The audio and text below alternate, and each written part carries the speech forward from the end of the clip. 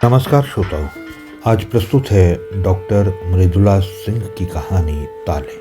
ये कहानी हमने डॉक्टर मृदुला सिंह के संपादन में प्रकाशित छत्तीसगढ़ की महिला कथाकारों की कहानियां संग्रह तरी हरी नाना से लिया है। इस पुस्तक का प्रकाशन किया है रश्मि प्रकाशन लखनऊ में। डॉक्टर मृदुला सिंह राष्ट्रीय स्तर के रचनाकार हैं और उनकी रचनाएं हंस, बागर्थ, मधुमती और अन्य राष्ट्रीय स्तर की पत्र पत्रिकाओं में नियमित छपती रही है। उनकी कविताओं का मराठी और अंग्रेजी भाषा में भी अनुवाद हो चुका है। उनके संपादन और प्रकाशन में महत्वपूर्ण है सामाजिक चेतना के विकास में हिंदी पत्रकारिता का योगदान, मोहन राकेश के चरित्रों का मनोविज्ञान, पोखर भर दुख कविता संग्रह, अंधकार के उस पार। डॉक्टर मृदुला सिंह की वार्ताएं और साक्षात्कार आकाशवाणी अंबिकापुर से प्रसारित होता रहा है। इसके अतिरिक्त रायपुर दूरदर्शन से कविता पाठ नियमित प्रसारित होता है। डॉक्टर सिंह अनेक मंचों पर अपनी साहित्यिक उपस्थिति दर्ज करवा चुकी हैं। डॉक्टर मृदुला सिंह इस समय सहायक प्राध्यापक हिंदी के पद पर कार्यरत हैं। प्रस्तुत है उनकी कहानी ताले। इस कोरोना ने तो आफत कर दिया मैडम जी। ये विदेशी खुद तो मरेंगे, हमें भी मारेंगे। गेट की जाली से झांकते हुए रायमती पुराने फटने को आ रही धोती से मुंह को ढके बोले जा रही थी। शिवानी ने अंदर से ही 500 के 4 नोट उसकी तरफ बढ़ाते हुए कहा, चिंता मत करो, मैं हूं ना, कोई जरूरत हो तो आकर ले लेना। रायमती कई वर्षों से शिवानी के घर काम कर रही है। कभी उसने एडवांस पैसा नहीं मांगा। हाँ, बीच बीच में 2-4 दिन का गैप जरूर करती थी। पूछने पर कहती, क्या बताऊं मैडम जी, मेरा मर्द बहुत पीता है, मारता पीटता है, पैसे भी छीन लेता है। परसों रात पैसों के लिए इतना मारा कि बुखार चढ़ गया। काम पर निकलने की हिम्मत ही नहीं हुई, इतना दर्द। तुम दूसरों का जूठन साफ करके पूरे परिवार को पाल रही हो, इतना क्यों सहती हो? थाने में रिपोर्ट क्यों नहीं कर देती? एक दिन में ही अकल ठिकाने आ जाएगी बेवड़े की। शिवानी की इस घुड़की को रायमती अनसुना कर देती और अपने काम में लग जाती। शिवानी के दिए नोटों को पकड़ते आज रायमती के हाथ कांप रहे हैं। उसकी खुददारी पर जैसे कलंक लग रहा हो। उसकी आंखों की बेबसी उसके मन का हाल जाहिर कर रही है। जैसे कह रही हो, बिना काम के पैसे लेना अच्छा नहीं लग रहा मैडम। शिवानी रायमती को बहुत अच्छे से समझती है। शिवानी ने उसे झिड़का, अब जा भी, मुझे 10 काम है। रायमती नोटों को साड़ी के छोर में बांधते हुए शिवानी से नजर मिलाए बिना ही वापस लौट गई। इधर शिवानी जल्दी जल्दी घर का काम निपटाने में लग गई। बार बार उसकी नजर घड़ी पर जा पड़ती और उसका काम रफ्तार लेने लगता। वह पुस्तकों वाली अलमारी से पाठ्यक्रम की पुस्तकें निकालकर जरूरी पॉइंट नोट करने लगी। पिछले 2 घंटे से वो इस काम में लगी है। इस बीच कई फोन आ चुके हैं। एक समय कम होता है उसमें अवांछित फोन कॉल्स। उसने मोबाइल जैसे ही म्यूट करना चाहा, स्क्रीन पर डॉक्टर सुजय का नंबर चमकने लगा। वे विश्वविद्यालय में दर्शन शास्त्र के प्रोफेसर हैं। डॉक्टर सुजय का फोन तभी आता है जब उन्हें किसी गंभीर विषय पर चर्चा करनी हो। पर आज शिवानी जरा भी बात करने के मूड में नहीं। उसके पास समय कम है। उसने अनमने से फोन उठाया। हेलो शिवानी जी, ये ऑनलाइन क्लास का क्या लफड़ा है? यूनिवर्सिटी भी क्या जाने क्या क्या करवाएगी। शिवानी पेन की नोक और आंखें दोनों ही पुस्तक में गड़ाए जरूरी परिभाषाओं को अंडरलाइन करती जा रही है। बोली, लफड़ा कुछ नहीं है सुजय जी, कोरोना के चलते क्लासेस सस्पेंड है, पर बच्चों को अधूरा सिलेबस तो पूरा कराना ही है। इसी के संबंध में निर्देश आया है। हम ये योजना बना रहे हैं कि दूर घर बैठे विद्यार्थियों को किस कारगर तरीके से अध्यापन कराएं कि उनका नुकसान ना हो, साल बर्बाद ना हो। वो सब ठीक है मैडम जी, लेकिन ऑनलाइन क्लासेस सक्सेस नहीं होगी। बच्चे क्लास में तो पढ़ते नहीं, ऑनलाइन क्लास में क्या पढ़ेंगे।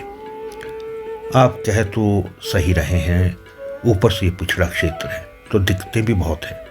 फिर भी हम कोशिश कर सकते हैं, प्रोफेसर कुछ इस तरह से पढ़ाए जिसमें उन्हें और विद्यार्थियों दोनों को सुविधा हो। वैसे पढ़ाने का वीडियो ऑडियो माध्यम भी पूरा नहीं है। हम कुछ तो बता पाएंगे स्टूडेंट को। डॉक्टर सुजय, हमें ये नहीं भूलना चाहिए कि इस विपरीत परिस्थिति में हमें स्टूडेंट को अपना बेस्ट देना है।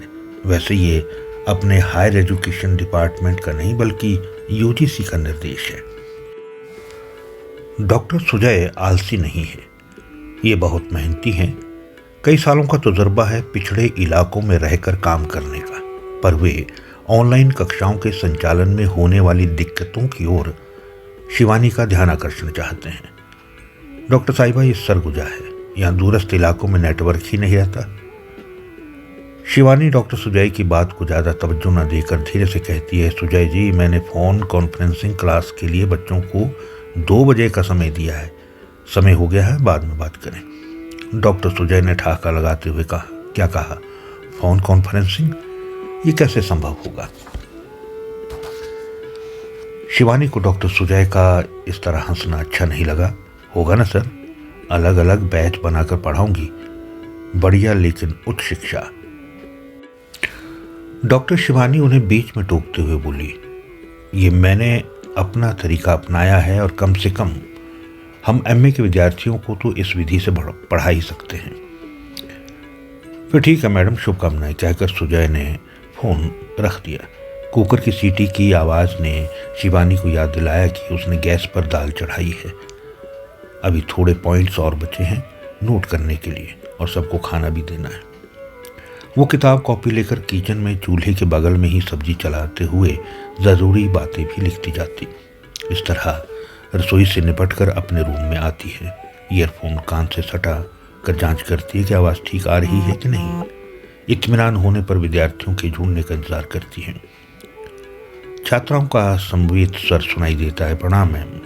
डॉक्टर शिवानी सबके अभिवादन का जवाब देती है और आश्वस्त होती है कि सब जुड़ गए हैं। तसल्ली के लिए पूछती है, सब जुड़ गए ना, कोई छूटा तो नहीं? एक धीमी और संकोच मिश्रित आवाज आई, मैम इंदिरा नहीं जुड़ पाएगी। डॉक्टर शिवानी की भवें तनती है, क्यों नहीं जुड़ पाएगी? तुम सब ना पढ़ना ही नहीं चाहते? कितनी बार कहूँ कि लड़कियों को पढ़ाई पर ध्यान देना चाहिए, तभी वो आत्मनिर्भर बनेगी, उनका जीवन सही होगा। दहेज और कन्या भ्रूण हत्या से लेकर तमाम तरह की बुराइयों का खात्मा होगा।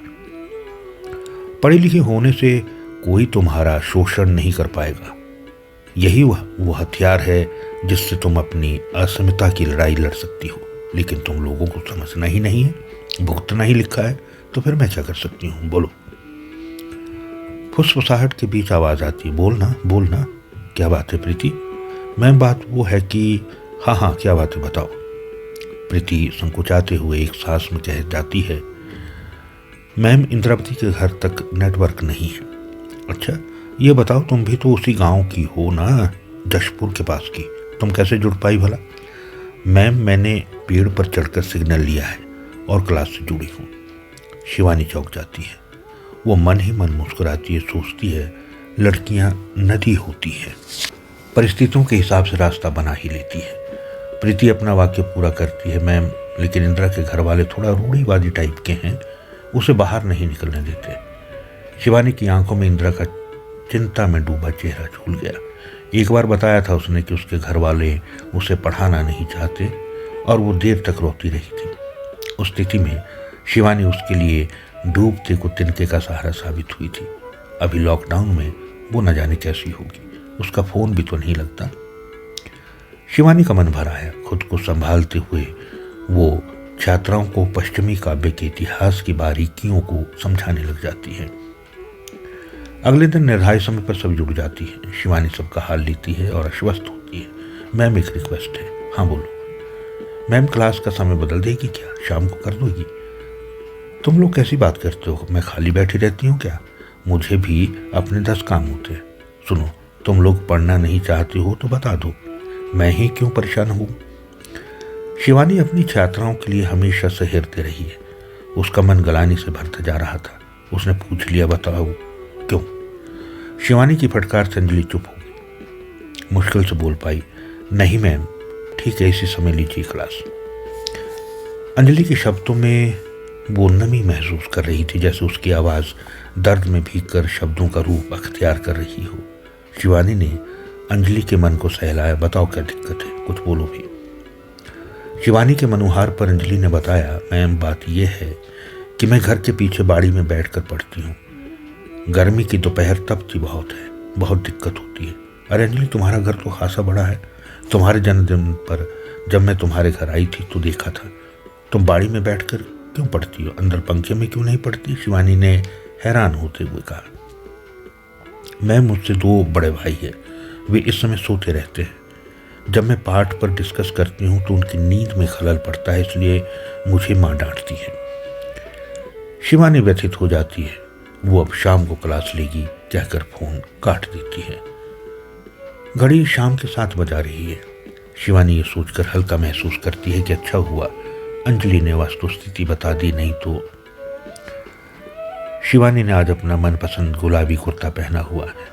शीशे में खुद को निहारते जब नज़र कुर्ते के बड़े गले पर गई तो चुन्नी डाल लेती है। ऐसा करते उसे याद आता है कि अरे वो तो फ़ोन पर क्लास लेगी, चाहे जैसे रहे, क्या फ़र्क पड़ता है। उसे हंसी आ जाती है। शाम गहराती जा रही है। चांद धीरे से उसकी बेडरूम वाली खिड़की से ऊपर आसमान की ऊंचाइयों की तरफ बढ़ रहा है। पर्दे की फांक से झांकती उसकी गोल चमकती आवृत्ति मानो किसी सांवली किशोरी के माथे की टिकवली हो। वो पल भर इस सुंदर दृश्य को निहारती है। क्लास का ध्यान आती ही श्वेता को फोन लगाने लगी ताकि सबको कॉन्फ्रेंस से जोड़ ले।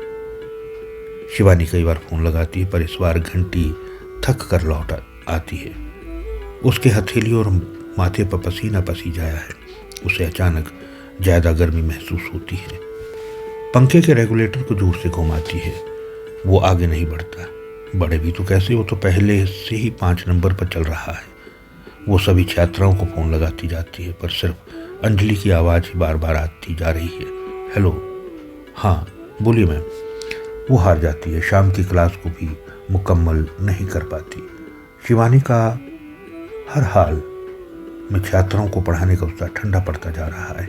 आज उसकी लगन का कोई कोना जैसे दरक गया हो। भोर में चिड़ियों की चहचहाहट से शिवानी की नींद खुलती है। छात्राओं के फ़ोन आते जा रहे हैं।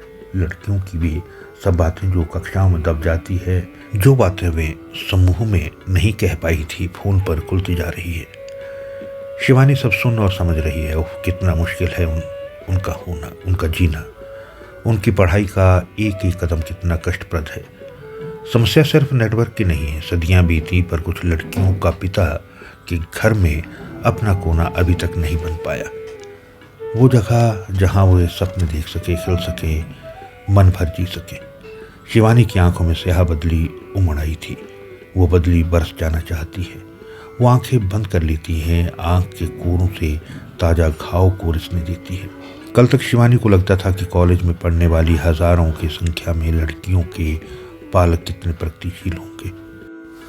बदलाव की ब्याज जो शीतल हवा प्रतीत होती थी, आज एक में गर्म हो चली है।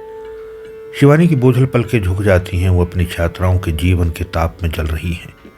वो बड़बड़ा रही है, ऐसा नहीं होने दूंगी, हरगिज नहीं। उनकी पढ़ाई नहीं छूटने दूंगी। पेड़ पर चढ़कर तो कभी रोटी बनाते हुए, छोटे भाई को पढ़ाते हुए, खेतों में काम करते पढ़ रही हैं लड़कियां। बहुत अच्छा, शाबाश, हार मत मानना। मन में मंथन गहरा रहा है। ऑनलाइन क्लास को जाने दो। ऑफलाइन जिंदगी को मेहनत और जुनून से पटरी पर लाना है। तुम एक दिन जरूर समर्थ होगी। वो लकीर तुम खुद खींचना जहां दुनिया अपनी हदें जाने।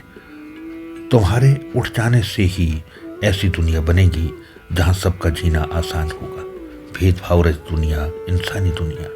नींद के आगोश में शिवानी के विचार सपने की तरह चित्रों में दिख रहे हैं। वो एक गहरी अंधी सुरंग में भाग रही है। उसे बाहर का रास्ता कई जगह दिखता है, पर हर दरवाजे में ताले लटके हैं और लिखा है लॉकडाउन। ये थी डॉक्टर मृदुला सिंह की कहानी ताले। ये कहानी हमने ली थी उनके संपादन में प्रकाशित छत्तीसगढ़ की महिला कथाकारों की कहानियाँ संग्रह तरी हरी ना से। आज के लिए इतना ही। फिर मिलता हूँ जल्द किसी पुस्तक से एक नई कहानी के साथ। नमस्कार।